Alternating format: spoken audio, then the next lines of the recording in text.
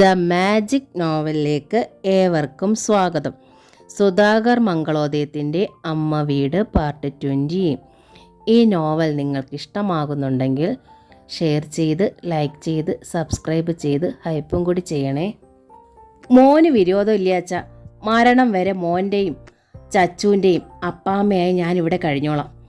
ഇല്ലേച്ച പ്രേമൻ്റെ ഒപ്പം ഞാൻ ചിറ്റിലശ്ശേരിയിലേക്ക് പോവാം. അമ്മ ഇവിടെ ഉണ്ടാകുമെന്ന് വെച്ചാൽ നാരായണൻ്റെ കണ്ണുകൾ നിറഞ്ഞു തുളുമ്പി. എൻ്റെയും എൻ്റെ മോളുടെയും മഹാഭാഗ്യം അത്. ഞാൻ സേവിക്കണ കൃഷ്ണ പരമാത്മാവിൻ്റെ അനുഗ്രഹമായ ഞാനതിനെ കാണും. എന്നാലും അമ്മയുടെ മക്കൾ തേടി വന്നാൽ എന്തവകാശമാ എനിക്ക് പറയാനുള്ളത്? അവർ തേടി വരില്ല. ഫോൺ ചെയ്തെങ്കിലും ഞാൻ എവിടാണെന്ന് ശ്രുതിയോട് പറഞ്ഞിട്ടേ ഇല്ല. തിരിച്ച് വിളിക്കാതിരിക്കാൻ ഫോൺ ഓഫും ചെയ്തു. അതിലെ സിം ഊരി നശിപ്പിക്കാൻ തീരുമാനിച്ചു ഞാൻ. പ്രേമനിലൊരു ഞെട്ടലുണ്ടായി. ആ ഫോൺ എൻ്റെ കയ്യിലായിരുന്നില്ലേ? രോഗം ഭേദമായി പ്രശാന്ത് വന്ന് എൻ്റെ അടുത്ത് ചോദിച്ചാൽ ഞാൻ എവിടെ വെച്ച് ടീച്ചറുടെ കയ്യിൽ തന്നു എന്ന് പറയേണ്ടി വരില്ലേ? ഇല്ല, ടീച്ചർ പറഞ്ഞു. ഉണ്ണി എൻ്റെ കയ്യിലാണ് ഫോൺ ഏൽപ്പിച്ചിരുന്നത്. അതിൻ്റെ മുഴുവൻ ഓപ്പറേഷൻസും പഠിപ്പിച്ചു തന്നു. ഷൊർണൂർക്കുള്ള ബസ്സിൽ വെച്ച് ഞാനാ അത് പ്രേമൻ്റെ കയ്യിലേക്ക് മാറ്റിയത്. ഞാൻ ഫോൺ തന്ന വിവരം മോൻ എൻ്റെ ഉണ്ണിയോട് പറയാതിരുന്നാൽ മതി. എന്നാലും ടീച്ചർ എവിടെ ഉണ്ടെന്ന് എൻ്റെ അച്ഛൻ അറിയാലോ. അച്ഛ കള്ളം പറയില്ലെന്ന് ടീച്ചർക്ക് അറിഞ്ഞൂടെ? പ്രശാന്തും ടീച്ചറും ഒരുമിക്കാൻ പ്രാർത്ഥിക്കണോളാ എൻ്റെ അച്ഛൻ. എങ്കിൽ ടീച്ചർ ഏങ്ങി കരഞ്ഞു. ഇനി അങ്ങനെ പ്രാർത്ഥിക്കരുതെന്ന് പ്രേമൻ അച്ഛനോട് പറയണം. ടീച്ചർ എന്തേ ഈ പറയണത്? പ്രേമന് കരച്ചിൽ വന്നു. ഇതുവരെ ഞാൻ പറയാൻ മടിച്ചൊരു സത്യാ കുട്ടി. നിങ്ങൾ രണ്ടുപേരോടും അമ്മയ്ക്കത് പറയാതാവില്ല. ഈ മോൻ എൻ്റെ ഉണ്ണിയുടെ നക്ഷത്രം ചോദിച്ചറിഞ്ഞു. മൃത്യുഞ്ജയം കഴിച്ചപ്പോഴേ എനിക്ക് മനസ്സിലായി എൻ്റെ ഉണ്ണിക്ക് എന്തോ ആപത്ത് പിണഞ്ഞിരിക്കുന്നു എന്ന്. രാത്രി മുഴുവൻ ഞാൻ ഉറക്കമൊഴിച്ചിരുന്ന് പ്രാർത്ഥിക്കുകയായിരുന്നു. രാവിലെ പ്രേമം വന്നപ്പോൾ സത്യം എനിക്ക് ബോധ്യമാവുകയും ചെയ്തു. ശ്രുതിയെ ഫോണിൽ വിളിക്കും മുമ്പ് ഞാനൊരു കാര്യം ഓർത്തു. ദൈവത്തിന് നമുക്ക് നൽകാൻ കഴിയണ ഏറ്റവും വലിയ നേർച്ച, നമുക്ക് ഏറ്റവും പ്രിയപ്പെട്ടത് ത്യജിച്ച ശേഷമാണ് ഞാൻ ശ്രുതിയെ വിളിച്ചത്. ദൈവത്തിൻ്റെ ഏറ്റവും പ്രിയപ്പെട്ടത് ത്യജിച്ച ശേഷമായിരുന്നു ഞാൻ എൻ്റെ ഉണ്ണി കണ്ണു തുറന്നത്. എന്തായിരുന്നു അമ്മ ത്യജിച്ചത്? നാരായണൻ ചോദിച്ചു. പറയ് ടീച്ചറെ. പ്രേമം കരയുമായിരുന്നു. അത് എന്താ? നിങ്ങൾ രണ്ടുപേർക്കും അറിയാലോ എൻ്റെ ഏറ്റവും പ്രിയപ്പെട്ടത് എൻ്റെ ഉണ്ണിയാണെന്ന്. എൻ്റെ ഉണ്ണിയുടെ ജീവൻ തിരിച്ചു തന്നാൽ ഇനി ഒരിക്കലും ഞാൻ അവൻ്റെ മുന്നിൽ ചെല്ലാതിരിക്കുകയും അവനെ കാണാതിരിക്കുകയും ചെയ്യുമെന്നാണ് ഞാൻ പ്രാർത്ഥിച്ചത്. കൃഷ്ണ, പ്രേമൻ നെഞ്ചിൽ കൈവച്ചു. ഉണ്ണിയെ കാണാതിരിക്കാൻ ടീച്ചർക്ക് കഴിയുമോ? എൻ്റെ ഉണ്ണി ഈ ഭൂമിയിൽ ഇല്ലാതായ നിക്ക് സഹിക്കാനാവോ? ഇതിപ്പോൾ ജീവനോടെ എവിടെയെങ്കിലും ഉണ്ടെന്ന് എനിക്ക് ആശ്വസിക്കാലോ. ഈ ത്യാഗം അപാരമായി അമ്മേ, നാരായണൻ പറഞ്ഞു. ദൈവം എനിക്ക് തന്ന അനുഗ്രഹമോ? ടീച്ചർ ചോദിച്ചു. അതും അപാരമായില്ലേ? എനിക്കൊരാഗ്രഹമേ ഉള്ളൂ. എൻ്റെ കുട്ടി സുഖമായും സന്തോഷമായും എവിടെയെങ്കിലും ജീവിച്ചിരിക്കുക. അത് മതി എനിക്ക്. കയ്യിലിരുന്ന മൊബൈൽ ഫോണിൻ്റെ സിം അവർ പ്രേമൻ്റെ കയ്യിൽ കൊടുത്തു. ചിറ്റിലശ്ശേരിക്കുള്ള ബസ് കിട്ടണ സ്റ്റോപ്പിലേക്ക് നടക്കും വഴി ഒരു പുഴയുണ്ട്. അതിൽ എറിഞ്ഞു കളഞ്ഞേക്കൂ. എന്നെ അന്വേഷിച്ച് ആരും വരരുത്. അച്ഛയും ഞാനും വരാതിരിക്കില്ല. സിം പോക്കറ്റിലിട്ടുകൊണ്ട് പ്രേമനെ അറിയിച്ചു. പ്രശാന്ത് വരാതിരിക്കാൻ ഞങ്ങൾ ശ്രമിക്കാം. യാത്ര പറഞ്ഞു എന്ന് വെച്ച് ഊണ് കഴിച്ചിട്ടേ പ്രേമം പോകാവൂ, നാരായണൻ പറഞ്ഞു. ഉണങ്ങലരിപ്പഴയുണ്ട്, ഉപ്പിലിട്ടതും. ഉച്ചയ്ക്ക് വയറ് കാഞ്ഞു പോവാൻ ഞാൻ സമ്മതിക്കില്ല. അനുകൂലിക്കും വിധം പ്രേമൻ തലയാട്ടി. വൈകുന്നേരം ചച്ചുവുമൊത്ത് ടീച്ചർ ശ്രീകൃഷ്ണസ്വാമി ക്ഷേത്രത്തിൽ ദീപാരാധനയ്ക്ക് പോയി. മടങ്ങുമ്പോൾ ചച്ചു തിരക്കി.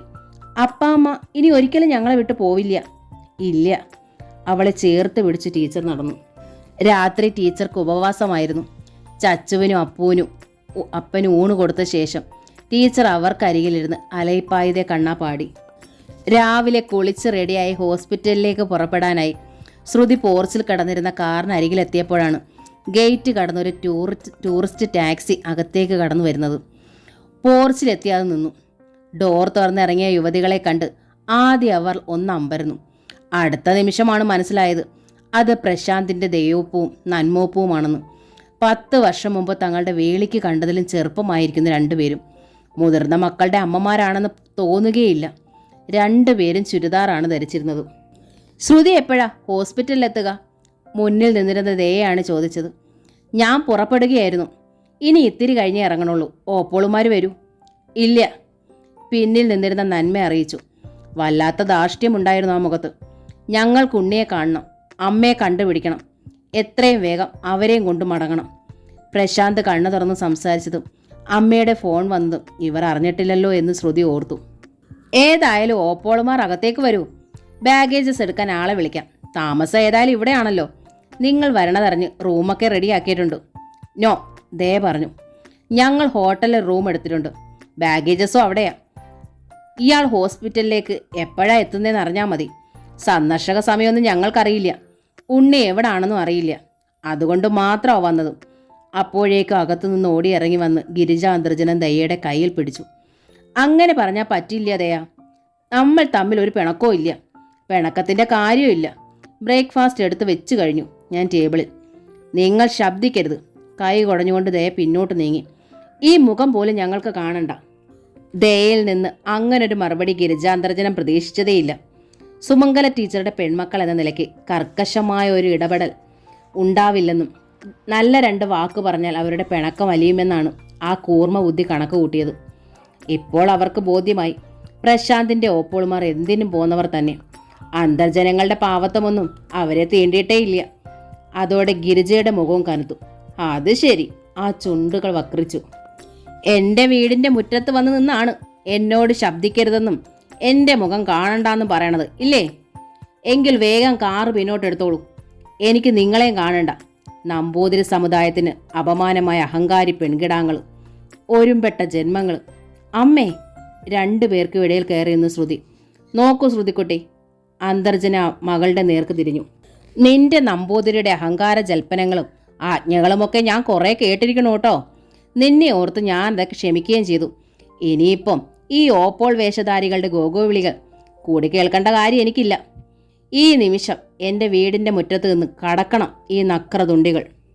നിങ്ങളുടെ വീടോ? മുന്നിൽ നിന്നിരുന്ന ഏട്ടത്തെ വകഞ്ഞ് പിന്നിലേക്ക് തള്ളിക്കൊണ്ട് നന്മ മുന്നോട്ട് കയറി. ആര് പറഞ്ഞു ഇത് നിങ്ങളുടെ വീടാണെന്ന്? ഞങ്ങളുടെ ഇല്ലവും വളപ്പും വിറ്റ് പണം കൊണ്ട് പണിഞ്ഞ ഈ വീടിന് നിങ്ങൾക്ക് ഒരവകാശവും ഇല്ല. നിങ്ങളാ ഇവിടുന്ന് കടന്നു പോകേണ്ടത്. വേണേച്ചാ ഇറക്കി വിടാൻ ഞങ്ങൾക്ക് കഴിയും. പക്ഷേ ഞങ്ങൾക്ക് വേണ്ട ഈ കൂര. നിങ്ങളും മോളും കൂടി എടുത്തോളൂ. ഞങ്ങൾക്ക് ഞങ്ങളുടെ കുട്ടനെ ജീവനോടെ കിട്ടിയാൽ മതി. നിങ്ങളുടെ മകളുമായുള്ള ബന്ധവും ഞങ്ങൾക്ക് വേണ്ട. സ്റ്റേറ്റ്സിന് കൊണ്ടുപോയിക്കോളൂ ഏട്ടത്തി അവനെ. അവിടെ ചെന്നിട്ട് ഞങ്ങൾ ഡൈവോഴ്സ് നേടിക്കോളാം. മൂത്ത മോളെ നിങ്ങളുടെ മോളെടുത്തോട്ടെ. ഇളയ ആൺകുട്ടിയെ ഞങ്ങൾക്കും വേണം. സ്കൂൾ യൂണിഫോമിൽ സിറ്റ് ഔട്ടിലെത്തിയ ലയയും യദുവും ഞെട്ടലിൽ പരസ്പരം നോക്കി. ഇളയ ആൺകുട്ടിയെ മാത്രം ആക്കണ്ട, ഗിരിജ പറഞ്ഞു. മൂത്ത മോളെ എടുത്തോളൂ നിങ്ങൾ. ഞങ്ങൾക്ക് വേണ്ട ചിറ്റിലശ്ശേരിയിൽ ഒരു വകയും. എന്നുവെച്ച് ഈ വീട് പണിഞ്ഞത് നിങ്ങളുടെ ഇല്ലവും വളപ്പും വിറ്റ പണം കൊണ്ടാണെന്ന് മാത്രം പറയരുത്. ഇല്ലേച്ചാ അതിന് തെളിവ് കൊണ്ടുവരണം. ഈ വീടിരിക്കണ 10 സെൻറ്റ് ഏതായാലും എൻ്റെ ശ്രുതിയുടെ പേരിലാ. കാണിച്ചു തരാൻ ഡോക്യുമെൻ്റ്. ഈ 10 സെൻറ്റിനുള്ളിൽ ഇപ്പോഴുള്ള മൊട്ടുസൂചിക്ക് പോലും മറ്റാർക്കും അവകാശമില്ല. നന്നായി അത് അറിഞ്ഞോളൂ. അമ്മേ, ശ്രുതി വീണ്ടും ഇടപെട്ടു. ആവശ്യമില്ലാത്ത ഒന്നും അമ്മ സംസാരിക്കണ്ട. എന്നെ കാണാൻ വന്നവരോട് ഞാൻ സംസാരിച്ചോളാം. അമ്മ ഇപ്പം ഇങ്ങോട്ട് വന്നത് തന്നെ ശരിയായില്ല. ഗിരിജ പക്ഷെ തോറ്റില്ല. ഞാൻ സംസാരിക്കണോ വേണ്ടതെന്ന് ഞാൻ തീരുമാനിക്കും. ഞാൻ നിന്റെ അമ്മയാ. നിന്നെ പ്രസവിച്ചവളാ. നീ എൻ്റെ അമ്മയല്ല. അത് മനസ്സിലാക്കിക്കോളൂ. എങ്കിൽ അമ്മയെ ഒന്ന് മനസ്സിലാക്കിക്കോളൂ. എൻ്റെ പേരിലുള്ള ഈ 10 സെൻറ്റും ഇതിലുള്ള സർവ്വതും ഞാൻ പ്രശാന്തിൻ്റെ അമ്മയുടെയും പേരിൽ എഴുതി വെക്കാൻ പോവുക. എന്നാലോ? മുഖത്തടിയേറ്റതുപോലെ ഗിരിജ. അങ്ങനെ ഞങ്ങളെ സൂചിപ്പിക്കേണ്ട കേട്ടോ, ദയ പറഞ്ഞു. ഈ മയക്കിലൊന്നും ഞങ്ങൾ വീടില്ല. അതിനായി അമ്മയും മോളും തമ്മിൽ വഴക്കിടുകയും വേണ്ട. നിന്റെ മനസ്തുതിയൊക്കെ ഞങ്ങൾക്ക് ക്രിസ്റ്റൽ ക്ലിയർ ആയിട്ട് അറിയാം. പ്രശാന്തിനെ കൊല്ലാൻ ശ്രമിച്ചതിനും ഞങ്ങളുടെ തറവാട്ട് സ്വത്ത് വിറ്റ പണം കൊണ്ടുണ്ടാക്കിയ വീട് കൈവശം വെച്ചിരിക്കണതിനും ഞങ്ങൾ കേസിനൊന്നും പോവരുത്. അത്രയല്ലേ ഉള്ളൂ. നോക്കൂ, ഞങ്ങൾ ഒന്നിനുമില്ല. പക്ഷേ ഒന്ന് പറഞ്ഞേക്കാം, പ്രശാന്തിനെ ഞങ്ങൾ കൊണ്ടുപോയിക്കോളൂ. അറിയിച്ചത് ഗിരിജയാണ്. ജീവശവമായി അനക്കമറ്റ് കിടക്കണ ആ ദേഹം ആർക്ക് വേണം? സ്റ്റേറ്റ്സിൽ കൊണ്ടുപോയി സ്റ്റഫ് ചെയ്ത് വെച്ചോളൂ. ഗസ്റ്റുകൾ വരുമ്പോൾ അവർക്ക് കാട്ടിക്കൊടുക്കാം. ഡിവോഴ്സും കൂടി അനുവദിച്ചു തന്നാൽ എൻ്റെ കുട്ടിക്കൊരു പുതിയ ജീവിതം ഉണ്ടാവുമല്ലോ. 2 കുട്ടികൾ അയച്ചാലും ചെറിയ കുട്ടിയാ അവൾ ഇപ്പോഴും. റെഡി. നന്മ നെഞ്ചോട് കൈ ചേർത്തു. നിങ്ങളുടെ മകളുമായുള്ള താലിബന്ധം അറുത്താൽ ആ നിമിഷം ഞങ്ങളുടെ അനിയൻകുട്ടി രക്ഷപ്പെടും. അവനും ചെറിയ കുട്ടി തന്നെ. അവനും കിട്ടും വേറൊരു കുട്ടിയെ. വേറൊരു കുട്ടി എന്തിനാ? ഗിരിജ ചോദിച്ചു. സ്റ്റെഫ് ചെയ്ത് വെച്ച ശവത്തിന് കാവലിരിക്കാനോ? പെട്ടെന്ന് ശ്രുതി കൈ നീട്ടി അമ്മയുടെ വായു പൊത്തി. ശവത്തിന് കാവലിരിക്കേണ്ടി വരണത് നിങ്ങളാ. എൻ്റെ ശവത്തിന്. പ്രസവിച്ചതിൻ്റെ പേരിൽ ക്ഷമിക്കാവുന്നതിലധികം ഞാൻ ക്ഷമിച്ചു. ഇനി വയ്യ. എൻ്റെ മുമ്പിൽ അവശേഷിക്കണ ഒരു വഴി ഇത് മാത്രമാണ്, ആത്മഹത്യ. ചെയ്യണോ ഞാനത്? വായി മൂടിയിരുന്ന കൈ ശ്രുതി എടുത്തു മാറ്റിയിട്ടും ഗിരിജ പിന്നെ ശബ്ദിച്ചില്ല. അതോടെ ശ്രുതി ദയയുടെയും നന്മയുടെ നേർക്ക് തിരിഞ്ഞു. ദയോപ്പൂനും നന്മോപ്പൂനും എന്നെ വിശ്വസിക്കാൻ ബുദ്ധിമുട്ടുണ്ടെന്ന് എനിക്കറിയാം. ഇത് നിങ്ങളുടെ കുറ്റമല്ല. എൻ്റെ പ്രവർത്തികൾ അത്ര മോശമായിരുന്നു. ഇപ്പം ഞാൻ നല്ലതായി എന്നൊന്നും പറയണില്ല. ഏതായാലും പ്രശാന്തിന് ബോധം വന്നിട്ടുണ്ട്. സംസാരിക്കാനും അദ്ദേഹത്തിന് കഴിയും. പ്രശാന്തും നിങ്ങൾ രണ്ടുപേരും ചേർന്ന് എന്ത് തീരുമാനിച്ചാലും എനിക്ക് സമ്മതമാണ്. ഞാനിപ്പോൾ ഹോസ്പിറ്റലിലേക്കായി ഇറങ്ങിയതാ. നിങ്ങളെ കണ്ടോണ്ടാ കുറച്ച് കഴിഞ്ഞു പോകാമെന്ന് വെച്ചത്. ഓപ്പോളുമാരകത്തേക്ക് വരുന്നില്ലെങ്കിൽ പിന്നെ ഞാൻ ഹോസ്പിറ്റലിൽ തന്നെ പോവുകയാണ്. സന്ദർശക സമയമൊന്നും നോക്കണ്ട ഇക്കാര്യത്തിൽ. ഇപ്പം തന്നെ ഞങ്ങൾ ഇയാളെ ഫോളോ ചെയ്താലോ? നന്മ തിരക്കി. ഒരു കുഴപ്പമില്ല, ശ്രുതി സമ്മതിച്ചു. ഞാൻ മുമ്പേ പോവാം. ഡോർ തുറന്ന് അവൾ കാറിൽ കയറിയിരുന്നു. നന്മ ഏട്ടത്തിയെ നോക്കി. പോയാലോ? യെസ്. ദയ തലയാട്ടി. അവരും കാറിൽ കയറി. മുൻപേ പോകുന്ന കാറിനെ ഫോളോ ചെയ്തോളൂ. നന്മയാണ് ഡ്രൈവർക്ക് നിർദ്ദേശം നൽകിയത്. ഞങ്ങൾക്ക് ഹോസ്പിറ്റലിലേക്കാണ് പോകേണ്ടത്. ശ്രുതിയുടെ കാർ ചലിച്ചത്. ടൂറിസ്റ്റ് ടാക്സി അതിനെ അനുധാവനം ചെയ്തു. ഇവളെ വിശ്വസിക്കാമോ? ദയ അനിയത്തിയെ നോക്കി. പ്രശാന്തിന് ബോധം വന്നുവെന്നും സംസാരിക്കാൻ കഴിയുമെന്നും പറഞ്ഞതാണോ? അക്കാര്യത്തിലൊന്നും കളവ് പറയാനാവില്ല. ഹോസ്പിറ്റലിൽ എത്തുമ്പോൾ നമുക്കത് ബോധ്യമാവുമല്ലോ. അതേക്കുറിച്ചല്ല ഞാൻ ചോദിച്ചത്. വളരെ നല്ലവളെ പോലെയാണല്ലോ അവളുടെ വർത്തമാനം. അത് വിശ്വസിക്കാമോന്നാ. മുന്നനുഭവങ്ങളിൽ നിന്നും പ്രശാന്തിന്റെ വർത്തമാനങ്ങളിൽ നിന്നും അവളെ കണ്ണടച്ച് വിശ്വസിക്കേണ്ടെന്നാ എൻ്റെ അഭിപ്രായം. പിന്നെ ഉണ്ണിക്ക് സംസാരിക്കാൻ കഴിയുമെന്നല്ലേ അവൾ പറഞ്ഞത്. അവൻ എന്താ പറയാനുള്ളതെന്നറിയാലോ. എൻ്റെ വിഷമം അമ്മയെ ഓർത്തിട്ടാ. എവിടെയാണോ ആവോ. 3 മക്കളെ പൊന്നുപോലെ വളർത്തി വിട്ടിട്ട് എന്തുണ്ടായി? പാവത്തിനൊരു പ്രയോജനം. ദയ അതിന് മറുപടി ഒന്നും പറഞ്ഞില്ല. അമ്മയുടെ പടം വെച്ച് പത്രത്തിലൊരു അറിയിപ്പ് കൊടുക്കണ്ടേ ഏട്ടത്തെ? നന്മ ചോദിച്ചു. അതോ ഉണ്ണിയോട് തിരക്കിയിട്ട് മതിയോ? അമ്മയെ കാണാതായ വിവരം ശ്രുതി ഉണ്ണിയുടെ അടുത്ത് പറഞ്ഞിട്ടുണ്ടോ ആവോ? പറഞ്ഞിട്ടില്ലെങ്കിൽ നമ്മളായി അത് പറഞ്ഞാൽ ഇപ്പോഴത്തെ അവസ്ഥയിൽ അവന് ഷോക്കായാലോ? എത്രമാത്രം അവൻ റിക്കവർ ആയിട്ടുണ്ടെന്ന് നമുക്കറിയില്ലല്ലോ. അതൊക്കെ ഉണ്ണിയോട് സംസാരിച്ച ശേഷം നമുക്ക് തീരുമാനിക്കാന്നേ. ഉണ്ണി അറിയാതെയാ ഈ പത്ര അറിയിപ്പ് നമുക്ക് ആവശ്യമാണ്. അമ്മയെ കണ്ടുപിടിക്കാതെ ഞാനിനി എന്തായാലും ഗൾഫിലേക്ക് തിരിച്ചില്ല. ഞാൻ സ്റ്റേറ്റ്സിനും.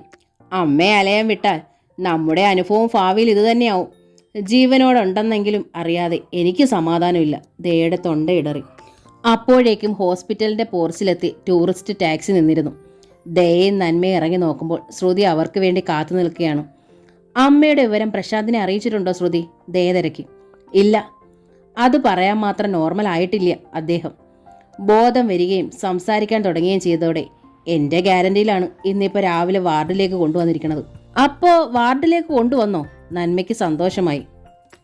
ഓൺ ദി വേയിൽ ഞാൻ അദ്ദേഹത്തിൻ്റെ ഡോക്ടറെ വിളിച്ചിരുന്നു. അപ്പോഴാണ് കൊണ്ടുവന്ന വിവരം പറഞ്ഞത്. അത് നന്നായി. ദയ കണ്ണു തുടച്ചു. വെന്റിലേറ്ററിലൊന്നും എൻ്റെ കുട്ടി കിടക്കണത് എനിക്ക് കാണാൻ വയ്യ.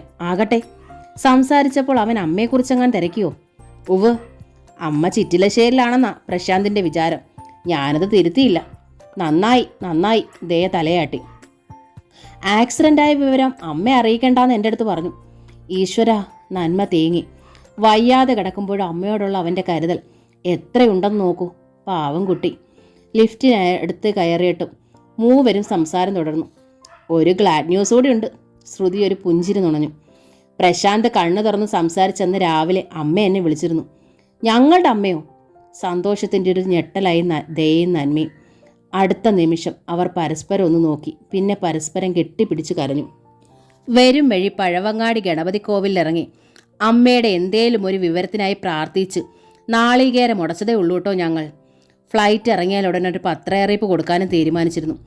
എല്ലാറ്റിനും മുമ്പേ ഞങ്ങളുടെ കുട്ടനെ ഒന്ന് കാണാനുള്ള വെമ്പല്ല അങ്ങോട്ട് വന്നത്. ആകട്ടെ, അമ്മ ഇപ്പം എവിടാ?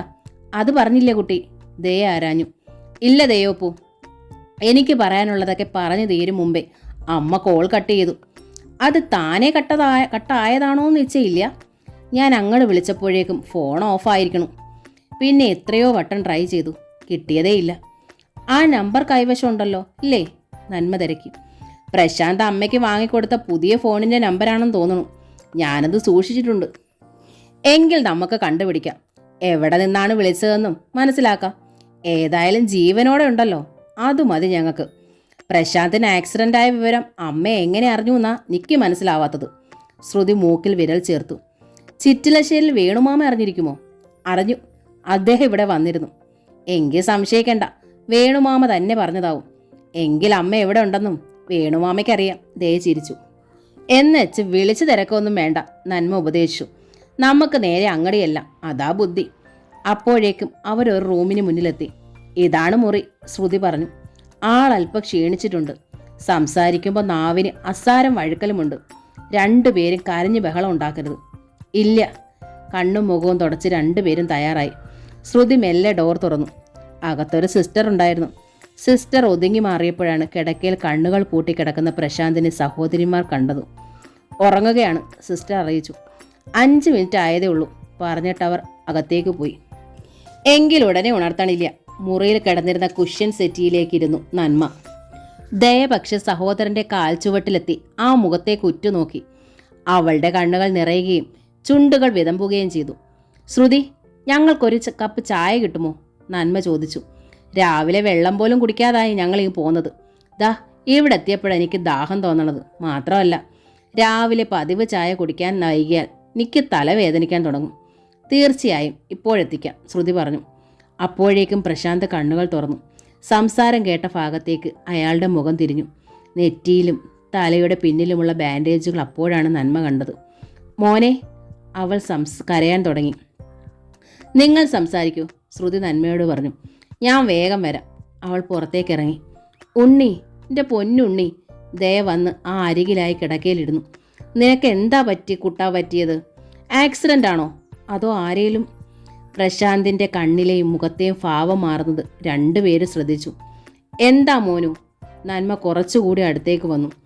എന്തായാലും തുറന്നു പറഞ്ഞോളൂ. ചുറ്റുമൊന്ന് കണ്ണോടിച്ചവൾ ശബ്ദം താഴ്ത്തി. നിന്റെ ഒപ്പം ഞങ്ങളുണ്ട്. നിന്നെ സ്റ്റേറ്റ്സിലേക്ക് കൊണ്ടുപോകാൻ ദേട്ടത്തെ തയ്യാറാ. ശ്രുതിയോ അച്ഛനോ എന്തേലും ചെയ്തതാണെങ്കിൽ ആ ബന്ധം വിടർത്തി നിന്നെ രക്ഷിക്കാനും ഞങ്ങൾക്ക് കഴിയും. പണത്തെക്കുറിച്ചൊന്നും ഓർക്കണ്ട. പോയതൊക്കെ പോട്ടെ. നഷ്ടപ്പെട്ടതെല്ലാം ഓപ്പോളുമാർ നിനക്ക് തിരിച്ചെടുത്തു തരും. പണത്തിനെങ്ങും ഒരു ബുദ്ധിമുട്ടുമില്ല ഞങ്ങൾക്ക് രണ്ടുപേർക്കും. ഏട്ടന്മാരെ ആശ്രയിക്കേണ്ട കാര്യമില്ല ഞങ്ങൾക്ക് നല്ല സമ്പാദ്യമുണ്ട് കുട്ടാ. എന്തോ കയ്പ് കടിച്ചിറക്കി സ്വയം നിയന്ത്രിച്ചെന്നോണം പ്രശാന്ത് പൊടുന്നനെ ഒന്ന് ചിരിച്ചു. ഒന്നുമില്ല ഓപ്പോൾമാരെ, ഇത് ശരിക്കും ഒരു ആക്സിഡൻറ്റ് മാത്രമായിരുന്നു. കുറ്റം എൻ്റേതുമാണ്. 2 വീലേഴ്സ് ഉപയോഗിക്കാതിരുന്നിട്ട് പെട്ടെന്ന് ഉപയോഗിച്ചപ്പോൾ ഒന്ന് സ്കിഡായി. തെറിച്ച് വീണത് മറ്റൊരു വണ്ടിക്ക് മുന്നിലേക്ക്. പിന്നൊന്നും ഓർമ്മയില്ല. സത്യം ഇത്? ദേ ചോദിച്ചു. സത്യം. ആലോചിച്ചെടുത്ത് കള്ളമുണ്ടാക്കി പറഞ്ഞതുപോലെ എനിക്ക് തോന്നുവാ. ഏയ്, എന്തിനാ ഞാൻ കള്ളം പറയണത്? എൻ്റെ ഒപ്പം നീ സ്റ്റേറ്റ്സിന് പോരുന്നോ? എത്ര നാളുണ്ടാകും ഓപ്പോൾ ഇവിടെ? 1 മാസം. നന്മക്കുട്ടിക്ക് വേണവെച്ചാൽ കുറച്ച് നാളുകൂടി നിൽക്കാൻ കഴിയും. 1 മാസത്തിനുള്ളിൽ നിനക്ക് പോരാൻ ബുദ്ധിമുട്ടാവുക ഞാൻ പോയിട്ട് ഒന്നുകൂടെ തിരിച്ചു വരാം. ഏതായാലും 1 മാസം ഉണ്ടല്ലോ ഓപ്പോളെ. ഞാൻ ആലോചിച്ചിട്ട് മറുപടി പറയാം. ഓപ്പോളുമാരമ്മേ? ദേ നന്മ ഒന്ന് നോക്കി. പിന്നെ മുഖം കുനിച്ചുകൊണ്ട് പറഞ്ഞു. അമ്മയെ കാണാൻ പോണതല്ലേ ഉള്ളൂ ഞങ്ങൾ. നിന്റെ വിവരം അറിഞ്ഞപ്പോൾ അതായി മുഖ്യം. എങ്കിൽ അമ്മ ഇപ്പോൾ ഒന്നും അറിയിക്കണ്ട കേട്ടോ. വേദനിച്ച് ആ മനസ്സ് ഒരു കണ്ണീരിൻ്റെ ചതുപ്പായിരിക്കണം ഓപ്പോളെ. ഇനിയും നോവിച്ചാൽ ആ ജീവനില്ലാതാവും. അപ്പോഴാണ് ക്യാൻറ്റീൻ ബോയുടെ യൂണിഫോമിൽ ഒരു ചെറുപ്പക്കാരൻ 2 ചായ കപ്പുകൾ ഒരു ട്രെയിൽ എത്തിക്കൊണ്ട് വന്നത്. ശ്രുതി ഡോക്ടർ പറഞ്ഞിട്ട് കൊണ്ടുവന്നതാ. അവിടെ വെച്ചേക്കൂ. ദയ ടീപ്പോയിലേക്ക് ചൂണ്ടിക്കാട്ടി. ട്രേ ടീപ്പോയിൽ വെച്ചിട്ട് ബോയ് മടങ്ങിപ്പോയി. ശ്രുതി ഒരുപാട് മാറിയിരിക്കണു ഇല്ലേ കുട്ടാ? ദയ ഒന്ന് നോക്കിയിട്ട് നന്മ പ്രശാന്തിനോട് ചോദിച്ചു. പ്രശാന്തിൻ്റെ മുഖത്ത് വീണ്ടും മുറുക്കം പ്രകടമായി. ഓപ്പോളുമാർ 2 പേരും അത് ശ്രദ്ധിച്ചു. ട്രെയിൽ നിന്നൊരു ചായക്കപ്പ് എടുത്തുകൊണ്ടാണ് ദയ വീണ്ടും സഹോദരനെ അഭിമുഖീകരിച്ചത്. വയ്യാതെ കിടന്നപ്പോൾ കുട്ടനെ അവൾ നന്നായി നോക്കിയോ അതോ ഈ കാണുന്നതെല്ലാം അഭിനയമാണോ? ഞങ്ങൾക്കൊന്നും മനസ്സിലാവണില്ല. നിനക്ക് അവളെ മനസ്സിലാക്കാൻ കഴിയണുണ്ടോ? ആ അമ്മ അന്തർജനം ഏതായാലും ശരിയല്ല. ആ നാവിൽ നിന്ന് വീണ ചില വാചകങ്ങൾ ഓർക്കുമ്പോൾ എനിക്ക് പക തോന്നുക. എങ്ങനെയാ ആ സ്ത്രീയോടൊപ്പം നീ താമസിക്കുക? തിരിച്ചു പോകുമ്പോൾ നീ കൂടെ വരണു വെച്ചാ നമുക്കൊരു ചെറിയ ആൺകുട്ടിയെ കൊണ്ടുപോവാം. അവനെ കാണുമ്പോൾ നിന്റെ കുട്ടിക്കാലം എനിക്ക് ഓർമ്മ വരണത്. വേണ്ട. പെട്ടെന്നാണ് പ്രശാന്തിൻ്റെ ഭാവം പകർന്നത്. ആ കണ്ണുകൾ വാതിക്കലായിരുന്നു. എന്താണ് അവിടെ എന്നറിയാനായി ദയയും നന്മയും തിരിഞ്ഞു നോക്കിയപ്പോൾ കോറിഡോറിൽ ശ്രുതി എത്തിയിരുന്നു. ശ്രുതിയെ കണ്ടിട്ടാണ് ഉണ്ണിയിൽ എന്തോ ഒരു പരിഭ്രമം പ്രകടമായതെങ്കിൽ എന്താണാവോ അതിൻ്റെ അടിസ്ഥാനം? ദയയും നന്മയും ഒന്ന് അഭിമുഖം നോക്കി. അവരിൽ വല്ലാത്തൊരു പാരവശ്യം വളർന്നിരുന്നു. ശ്രുതി അപ്പോഴേക്ക് മുറിയിലേക്ക് വന്നു. അവളിൽ പക്ഷെ അസാധാരണമായി ഒന്നും കാണാനുണ്ടായിരുന്നില്ല. ദയയും നന്മയും അത് ശ്രദ്ധിച്ചു. കണ്ടപ്പോൾ തൊട്ടേ നിഷ്കളങ്കമായ ഇടപെടലായിരുന്നു. ഉണ്ണിയുടെ ഭാവപ്രകടനങ്ങളിലാണ് എന്തൊക്കെയോ നിഗൂഢതകൾ. ദയോപ്പൂനും നന്മോപ്പൂനും ബ്രേക്ക്ഫാസ്റ്റ് കഴിക്കണ്ടേ? ശ്രുതി സ്നേഹപൂർവ്വം അന്വേഷിച്ചു. പ്രശാന്ത് ഇവിടെ ആയ ശേഷം ഞാൻ ക്യാൻറ്റീനിൽ നിന്നാണ് ഭക്ഷണം കഴിക്കുന്നത്. ഞങ്ങളുടെ MDയുടെയും വൈഫിൻ്റെയും പ്രത്യേക ശ്രദ്ധയുള്ളത് കൊണ്ട് ഞങ്ങളുടെ ആശുപത്രി ക്യാൻറ്റീനിലെ ഫുഡ് അത്ര മോശമൊന്നുമല്ല. നീറ്റ്നെസ്സിന് ഫുൾ മാർക്ക് കൊടുക്കാം. നീറ്റാണെങ്കിൽ അവിടുന്ന് ഞങ്ങൾ ഫുഡ് കഴിക്കൂ. നന്മ സമ്മതിച്ചു. ടേസ്റ്റ് അല്പം കുറഞ്ഞാലും സാരമില്ല. ടേസ്റ്റ് ഉണ്ടാകാൻ വേണ്ടി കേടുവന്ന ഭക്ഷണത്തിൽ എന്തൊക്കെയോ കെമിക്കൽസ് ഒക്കെ ചേർക്കാറുണ്ടെന്ന് കേട്ടിട്ടുണ്ട്. പുതിയ പേരുകളിൽ പുതുപുത്തൻ രോഗങ്ങൾ ഉണ്ടാവണതും അങ്ങനെ തന്നെ. ഫുഡ് വിളമ്പുന്നിടമെങ്കിലും നീറ്റ് ആൻഡ് ടൈഡി ആയിരിക്കണമെന്ന് ഞങ്ങൾക്ക് നിർബന്ധമാണ്. ഇല്ലെങ്കിൽ ഞങ്ങളുടെ ഹോട്ടലിലേക്ക് പോയിക്കോളാം. അവിടെ പുറം കാഴ്ചകളെങ്കിലും നീറ്റാ. ഇവിടെ പുറം മാത്രമല്ല, അകവും നീറ്റാ. അത് ഞങ്ങളുടെ MDയുടെ വൈഫിന്റെ മിടുക്ക. അവരും ഡോക്ടറാ.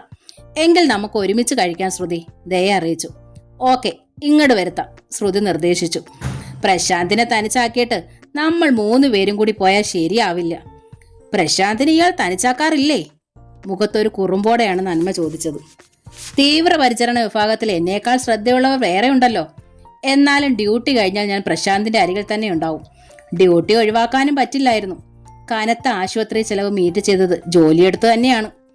ഇപ്പോഴും ഞാൻ ഡ്യൂട്ടിയിലാണ്. ദയോപ്പും നന്മോപ്പും അരികിലുള്ളത് കൊണ്ടാണ്. ഇല്ലെങ്കിൽ ഞാൻ ലീവ് എടുക്കും. റൂമിലായ സ്ഥിതിക്ക് പ്രശാന്തിനെ തനിച്ചാക്കാൻ പറ്റില്ല തന്നെ. എപ്പോൾ മുതലാണ് ശ്രുതി ഇത്ര സെന്റിമെന്റൽ ആയത്? മുൻപൊന്നും തുറന്ന് സംസാരിക്കാറ് പോലും ഇല്ലായിരുന്നു. ശരിയാണ് നന്മോപ്പു. നനുത്ത പുഞ്ചിരിയോടെ ശ്രുതി മുഖം കുനിച്ചു. ഒരു വീഡിയോഗ്രാഫിൽ എന്നോണം പഴയ ശ്രുതി ഇപ്പോഴും എൻ്റെ ഓർമ്മയിലുണ്ട്. നന്മ ചിരിച്ചു. പെൺകുട്ടികൾ തല ഉയർത്തിപ്പിടിച്ച് നടക്കണമെന്ന അഭിപ്രായക്കാരിയാ ഞാൻ. പക്ഷെ അത് അഹങ്കാരത്തിന്റെ തലയെടുപ്പായാൽ ആർക്കും ഇഷ്ടമാവില്ല. അന്ന് ശ്രുതിയെ പെണ്ണ് വന്ന് കണ്ടു വന്നപ്പോൾ ഞാൻ ഈ അഭിപ്രായമില്ലെന്ന് പറഞ്ഞു. അപ്പ അമ്മയെ ആശ്വസിപ്പിച്ചു. പഠിച്ച കുട്ടിയല്ലേ, പ്രത്യേകിച്ച് ഒരു ഡോക്ടർ. തങ്ങൾ സ്വർഗജാതരാണെന്നുള്ള ഭാഗം മുഖത്തണിഞ്ഞ് നടക്കുന്ന ഡോക്ടേഴ്സിനെ എനിക്കിഷ്ടമല്ലാന്ന് ഞാൻ ആവർത്തിച്ചു.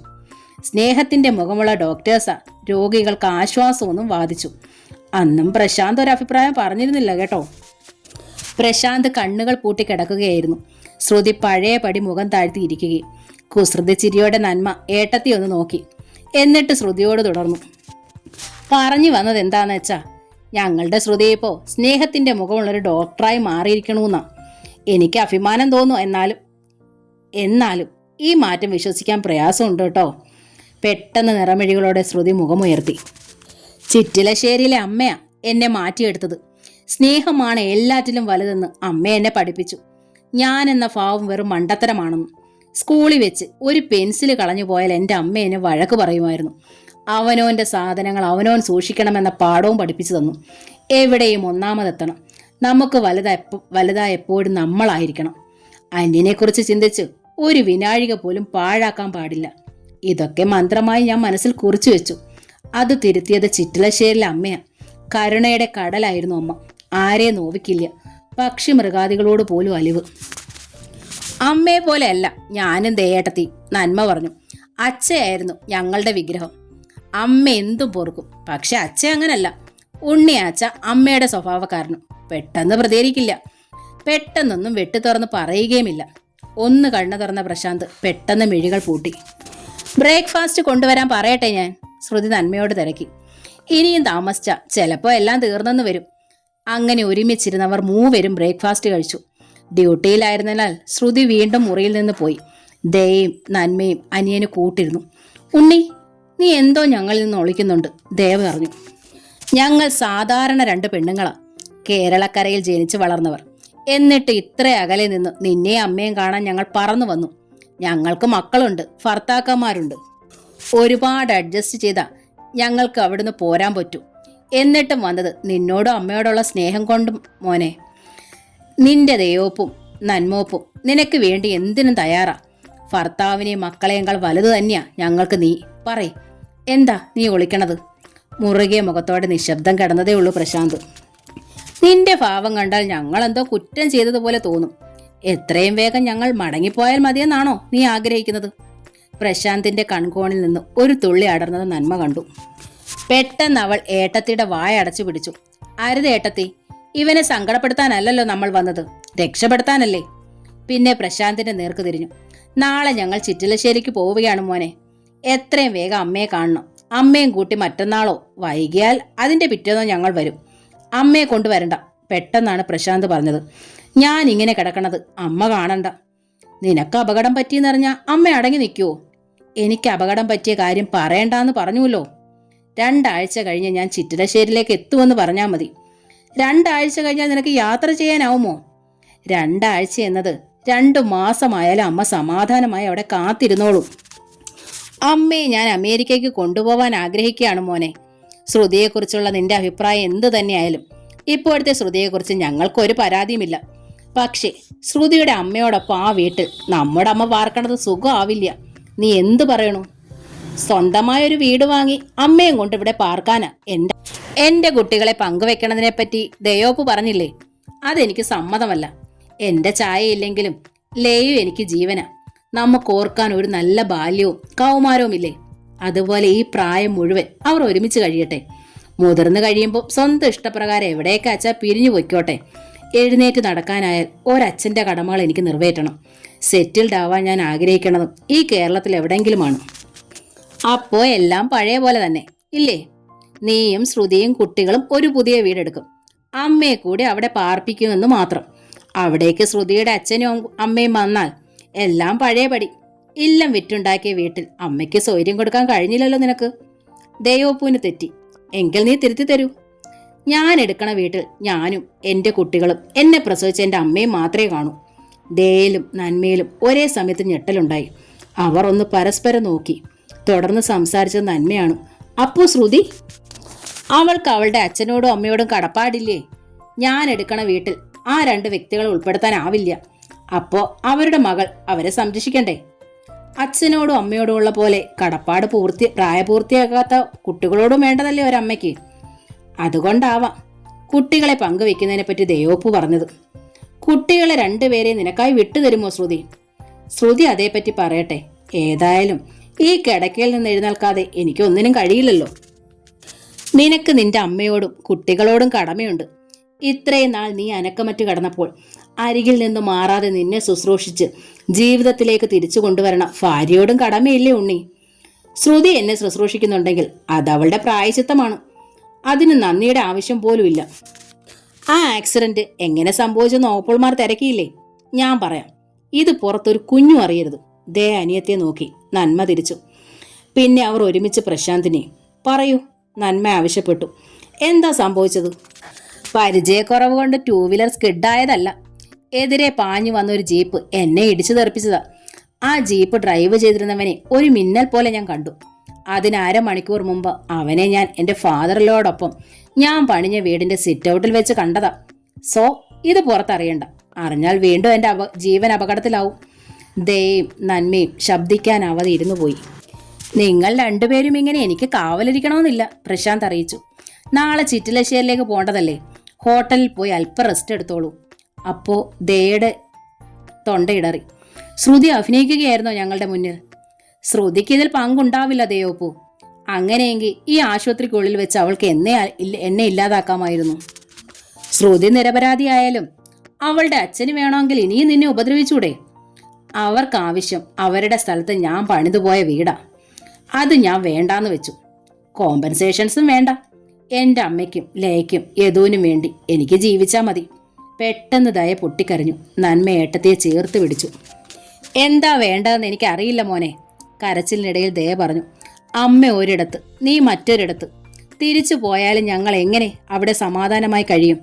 ചിറ്റിലശ്ശേരിയിലെ നമ്മുടെ ഇല്ലം സ്വർഗമായിരുന്നു. അമ്മ അവിടെ നിന്ന് ഇറങ്ങിയതോടെ നമ്മുടെ മുഴുവൻ സൗകര്യവും നഷ്ടമായി. ഓപ്പോൾ വിഷം ഞാൻ ആരോടും വഴക്കിനില്ല. അതുകൊണ്ട് ആരും എന്നെ കൊന്നുകളയുമെന്നും പേടിക്കണ്ട. എനിക്കിപ്പോൾ ജീവിക്കണമെന്ന് നല്ല ആഗ്രഹമുണ്ട്. അതുകൊണ്ട് സൂക്ഷിച്ച് ഞാനിനി നാവ് ചലിപ്പിക്കൂ. ഉച്ചയായപ്പോൾ ക്യാൻറ്റീനിൽ നിന്ന് ഭക്ഷണം എത്തി. അത് കഴിഞ്ഞാണ് ശ്രുതി മുറിയിലെത്തിയത്. അപ്പോഴേക്കും ദയയും നന്മയും ഭക്ഷണ ട്രേകൾ മടക്കി അയച്ചിരുന്നു. എന്ത് പറ്റി ഓപ്പോളുമാരെ? ശ്രുതി തിരക്കി. ബ്രേക്ക്ഫാസ്റ്റോടെ ക്യാൻറ്റീനിലെ ഭക്ഷണം വേണ്ടാതായോ? അതല്ല, ശ്രുതി വന്നാലോടെ ഞങ്ങൾ ഹോട്ടലിലേക്ക് മടങ്ങാൻ തീരുമാനിച്ചിരിക്കുകയായിരുന്നു. നാളെ ഞങ്ങൾക്ക് ചിറ്റിലശ്ശേരിയിൽ പോകേണ്ടതുണ്ട്. പിന്നെ ഇവിടുത്തെ വിവരങ്ങളെല്ലാം ഞങ്ങളുടെ ഹസ്ബൻഡ്സിനെ അറിയിക്കുകയും വേണം. ആ കൂടെ ഹോട്ടലിൽ നിന്നുള്ള ഭക്ഷണവും കഴിക്കാമല്ലോ. ഏതായാലും തിരികെ മടങ്ങും മുമ്പ് ഉണ്ണി എണീറ്റ് നടന്നാൽ കണ്ടാൽ മതിയായിരുന്നു. ശ്രുതി എന്തു പറയണു? ഞങ്ങളുടെ കുട്ടി അപകടനില തരണം ചെയ്ത് കഴിഞ്ഞു അല്ലോ, ഇല്ലേ? ദയ അന്വേഷിച്ചു. തീർച്ചയായും, ശ്രുതി മന്ദഹസിച്ചു. ഇനി ഒന്നും ഭയപ്പെടാനില്ലല്ലോ, ഇല്ലേ? ഇല്ല. ഉണ്ണി ഞങ്ങൾക്ക് എത്ര പ്രിയപ്പെട്ടവനായാലും ഒരു ഭാര്യയുടെ അവകാശം ഞങ്ങൾക്കില്ലല്ലോ. അതുകൊണ്ട് ശ്രുതിയെ തന്നെ ഏൽപ്പിച്ചിട്ട് പോവാ ഞങ്ങൾ. പക്ഷേ ഞങ്ങളുടെ കുട്ടിക്ക് എന്തെങ്കിലും മോശമായി സംഭവിച്ചാൽ കത്തുന്ന മെഴികളോടെ ശ്രുതി ഒന്ന് നോക്കിയിട്ട് മുഖം വെട്ടിത്തിരിച്ചു നന്മ. ശരി, ഞങ്ങൾ ഇറങ്ങുവാം, ദേ പറഞ്ഞു. അതോടെ സഹോദരിമാർ രണ്ടുപേരും ഒരുമിച്ച് എഴുന്നേറ്റു. പിന്നെ തിരിഞ്ഞ് പുറത്തേക്ക് നടന്നു. ശ്രുതി അമ്പരപ്പിൽ പ്രശാന്തിനെ നോക്കി. സുധാകർ മംഗളോദയത്തിൻ്റെ അമ്മ വീട് എന്ന നോവലിൻ്റെ ഈ ഭാഗം ഇവിടെ പൂർണ്ണമാവുകയാണ്. അടുത്ത ഭാഗം ഉടൻ തന്നെ അപ്ലോഡ് ചെയ്യുന്നതായിരിക്കും. Thank you.